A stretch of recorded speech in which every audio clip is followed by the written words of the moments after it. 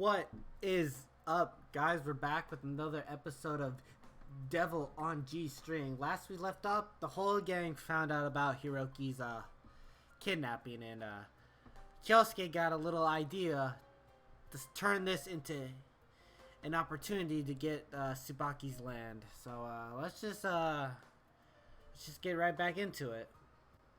Oh shit! One sec, guys. Sorry about that, guys. Before I started last episode, I tried like loading the game and it just wouldn't work, so I had to replay a couple scenes back to get to this point. I don't know why, so I just had to see if it worked again, but it did. So let's get into it. Afterward, the three of us left for now. We'll wait for the kidnapper to call again. Usami and I parted at the Eastern District's park. On the way back, Usami didn't say a single word. She seemed to be thinking that whole time. Come to think of it, weren't you pretty quiet the whole oh my goodness. Whole time?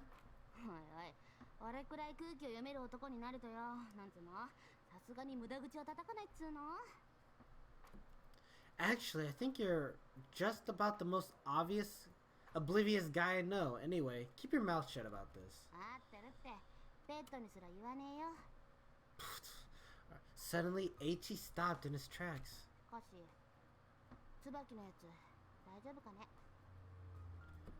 What's all of a sudden?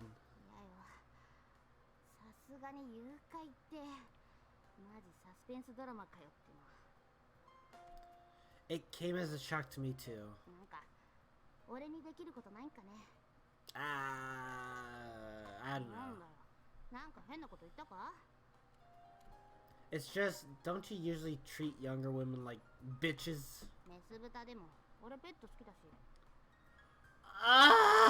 Aichi, please!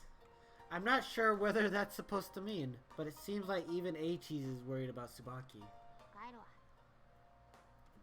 Yeah.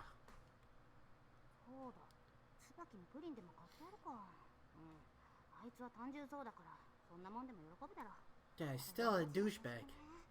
What a douche! He leaves mumbling to himself. Alright, I still have things to take care of. No rest for the wicked. But before that, I need to pay Gonzo a visit. I need him to give me the name of a good loner. I wait to train to the Southern District. Still, even someone like Aichi is a good person at heart. What about me? What about me? Oh, it's father! After arriving at Gonzo's house, I explained the circumstances. So in summary, if Miwa Tsubaki's household uses its land as collateral for the loan, everything will be dealt with tidily.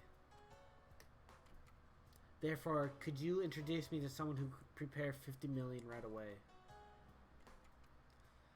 Gonzo didn't agree to anything. He just held his dignified posture. What do you think, father? Father? His heavy mouth remained shut. Feeling a little scared, I gulped.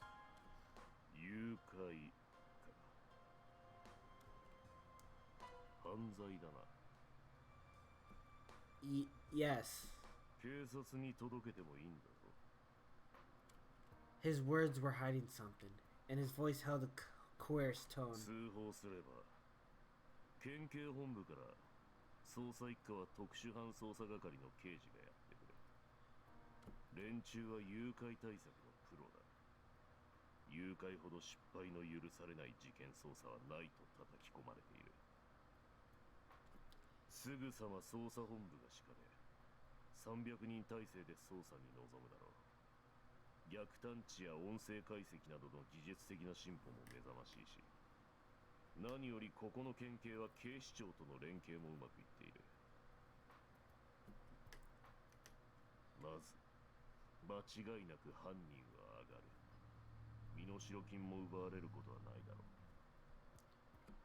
He's saying this calmly, as if he'd just directly seen the inner workings of police.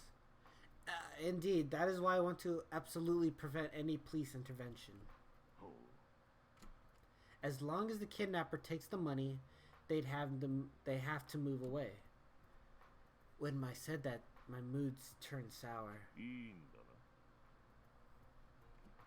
What do you mean? 犯罪を容認するというのだな。 As if he saw right through the hesitation in my heart. Well... 誘拐は最も卑劣な犯罪だ。何の罪もない市民を人質に取り、理不尽な要求を突きつける。人質が5歳の幼児ともなればなおさらだ。 What's he getting at? いいんだな、京介。 A chill went through my spine. I understand. Gonzo's testing me.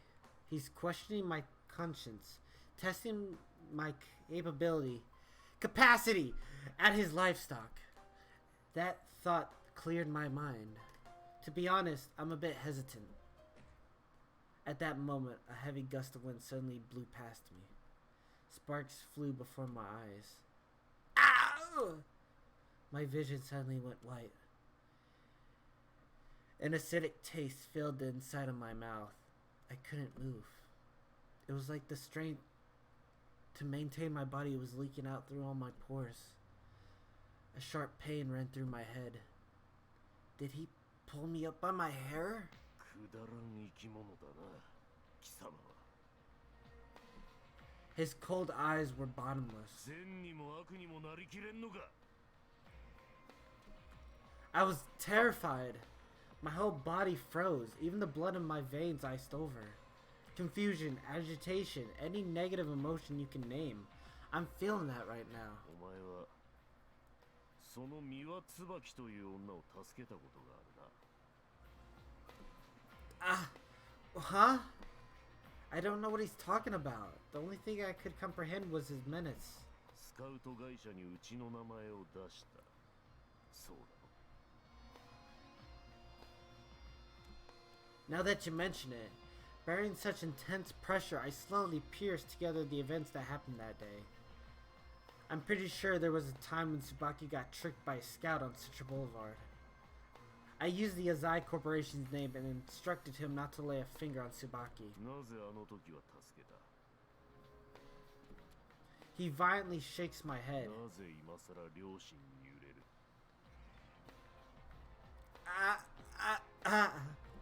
He's finally releases me. いいか京介。俺についてきた時点で貴様に待っているのは地獄だけだ。 Yes. 金がいるんだろ。 Yes.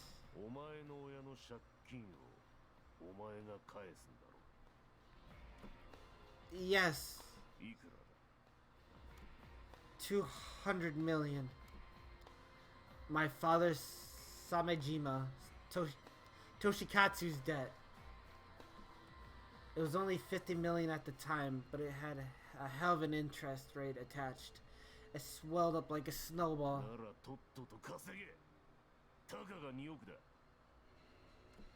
That's right. I followed Gunzao's order to pay back my father's debt. Everyone who knows about it says, what an amazing child to do such a thing for his father. But it's no such beautiful story. Paying back money to the Yakuza requires severe life or death tactics and bargaining. 200 million yen. This isn't some amount you can casually deposit into a bank. And the longer I wait, the more interest it will accumulate. I understand. The sense of terror rapidly listened. The need for the money has gotten to the point where I've had to consensually sell my soul. This accursed attachment to money pushes me on. There's only 50 million yen in my safe. I will not fail. Satisfied with my answer, Gonzo deeply nods. よし。人間の顔になった。 I finally have the resolve. No longer will I think about Tsubaki. I can only walk my own path. Of course, I know that my path leads to hell.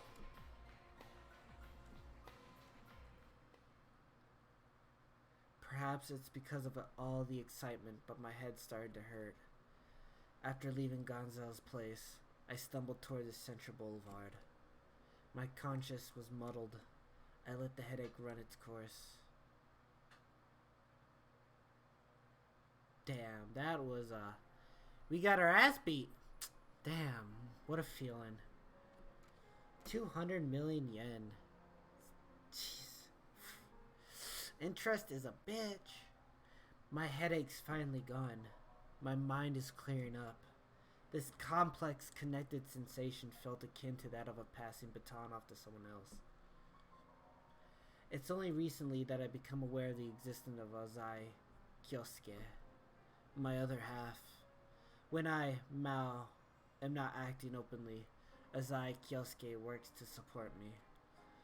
This only strains my belief that this kidnapping plan will certainly succeed. Now then, I dial a number on my phone. Needless to say, that number belonged to Tsubaki's residence. Someone picked up immediately. You didn't contact the police, did you? Although I am confident in my ability to change my voice to a certain extent, I still use a voice changer to be extra certain. It would be incredibly troublesome if my natural voice was analyzed. The police might already be at their house, tracing this call, literally as we speak.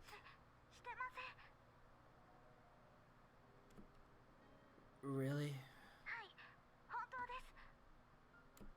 Good. And then I hung up. I'm not stupid enough to trust somebody else's words.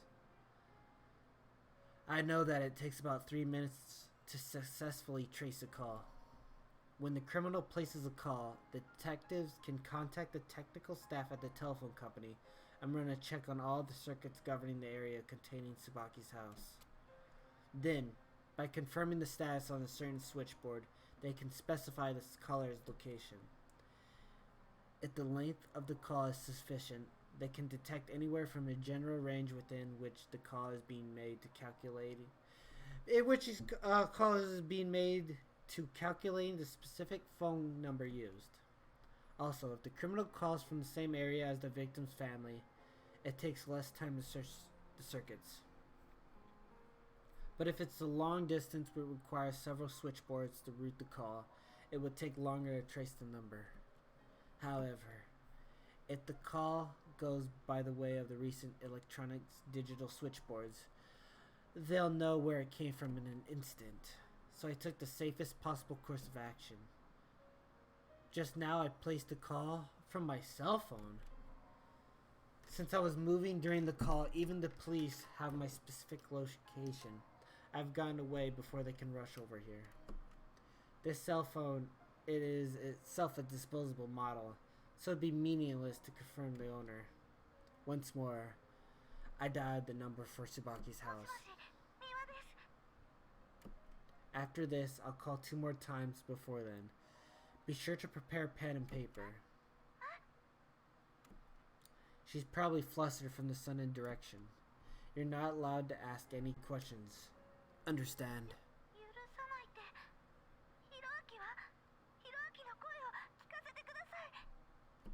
I cut the connection. Damn! If there is a detective next to Tsubaki, he should instruct her to draw up the call. Why would a kidnapper actually acquire to such demands? Anyway, I should change my location. I don't think those short conversations will allow them to track my location, but there's no harm in being extra careful. I am now near my home. This place should use a different switchboard to route the call. No matter what, I must prevent the police from interfering. I call on my cell phone. Again, I hear Tsubaki's crying voice. I already told her that questions were not permitted, but I guess she's too worried to care right now. Before instructing you on how to hand over the ransom money, I'll say this one more time. I persistently repeated the same command. Don't contact the police. If there's any sign of police presence, I'll cancel the trade and your brother won't come back. Do you understand? Not having the police involved is an absolute condition. Why do kidnappers on TV and in mystery novels always try to fight the police? Naturally, it's to make the stories more entertaining. But in real life, no kidnapper has managed to successfully escape the police with a ransom. No crime carries more risk than kidnapping. Even if I find a trace of the police, I'll cancel the trade. That's what I've decided. The most crucial point is performing a successful crime is understanding when to pull back.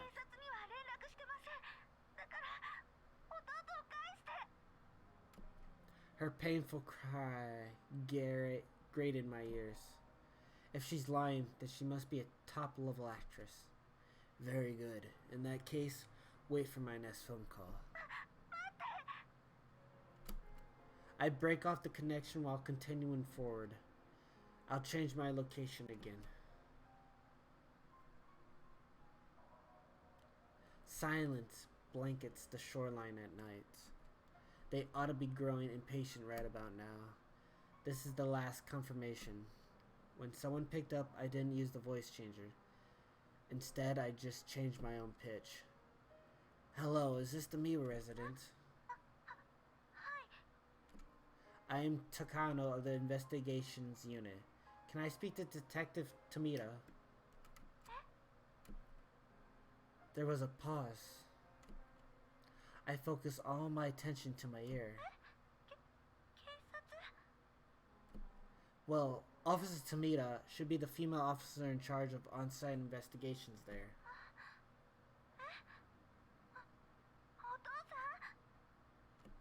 I can hear hectic noises in the backdrop.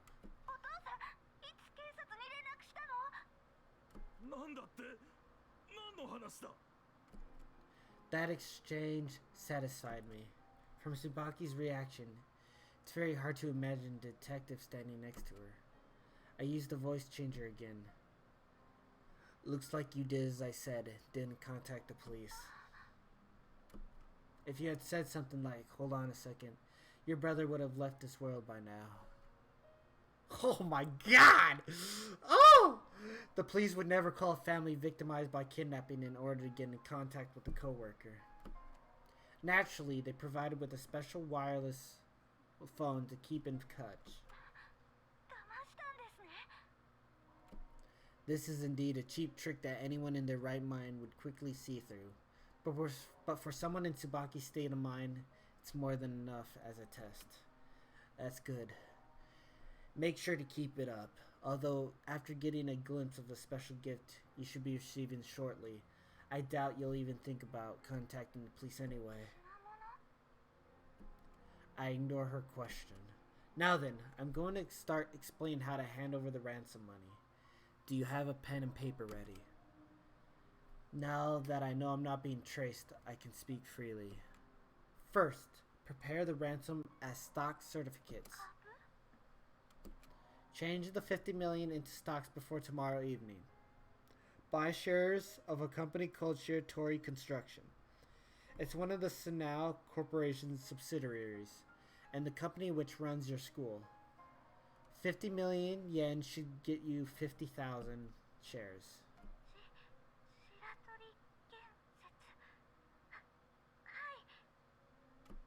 Due to her experience with diary writing, Tsubaki jots down the directions with incredible speed.